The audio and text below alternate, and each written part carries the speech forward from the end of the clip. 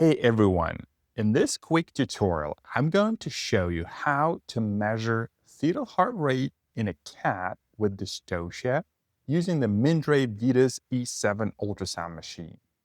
I'll walk you through each step using both the abdominal and cardiac presets, and I'll share some practical tips to help you get the most accurate measurements. Fetal heart rate is one of the key indicators of fetal well-being in both cats and dogs. Most published research suggests that a normal fetal heart rate should be above 200 to 220 beats per minute, depending on the reference. A rate consistently below 180 beats per minute is typically considered a sign of fetal distress. What's interesting is that in dogs, fetal heart rate can fluctuate during uterine contractions, even in healthy pregnancies. One study by Gill et al. Showed that fetal heart rate may decelerate well below 180 beats per minute in some cases, even when there is no actual distress, just physiologic variability. So it's important to obtain multiple measurements before jumping to conclusions. Zone et al. Also suggested that detectable fetal bowel movements may correlate with fetal distress. In their study, all puppies with severe fetal distress, as determined by heart rate below 180 beats per minute, had visible bowel movements, compared to just 40% of those with mild distress. So you may consider evaluating this parameter as an additional tool when assessing for fetal distress in your canine patients. All right, let's switch gears and talk about how to actually scan and measure fetal heart rate using the Mindray Vitas E7. Step 1. You need to identify the fetus and confirm cardiac activity. Once you locate the fetus in 2D or B mode, scan through its thorax in longitudinal plane until you find the beating heart.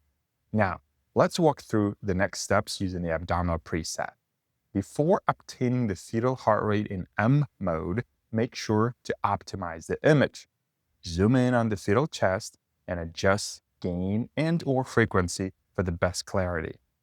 Once the heart is centered, activate M mode by clicking the M button twice. M mode is short for motion mode. It shows a real-time trace of moving tissue. You'll see a vertical cursor line appear. This detects movement through the area it crosses.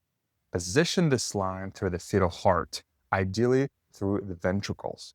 Once you get a clear waveform with systolic peaks and diastolic troughs, hit freeze. Then click on Caliper, choose the heart rate function, and use the tool to select a full cardiac cycle, either peak to peak or trough to trough. Peaks show systole when the walls contract. Troughs show diastole when the walls are furthest apart. After you confirm the cycle, the machine will automatically display the fetal heart rate on screen.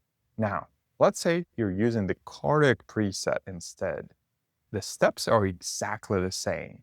Identify the fetal heart and optimize the image.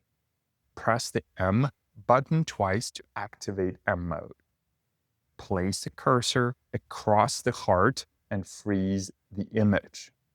Click on Caliper, activate the heart rate function, and choose a full cardiac cycle. The machine will calculate the heart rate using a single beat for its measurement. Now, let's wrap up with a few key takeaways. First, always measure multiple fetal heart rates, especially near delivery, since heart rate can dip temporarily during contractions in dogs but not in cats. Second, know your machine's preset logic. Mindray Vitas E7, both abdominal and cardiac presets, use 1-beat calculation, while some other machines may use 2-beat calculation. And always interpret fetal heart rate in the context of the whole clinical picture, not just one number. And thanks for watching. I'll see you in the next video. Bye-bye.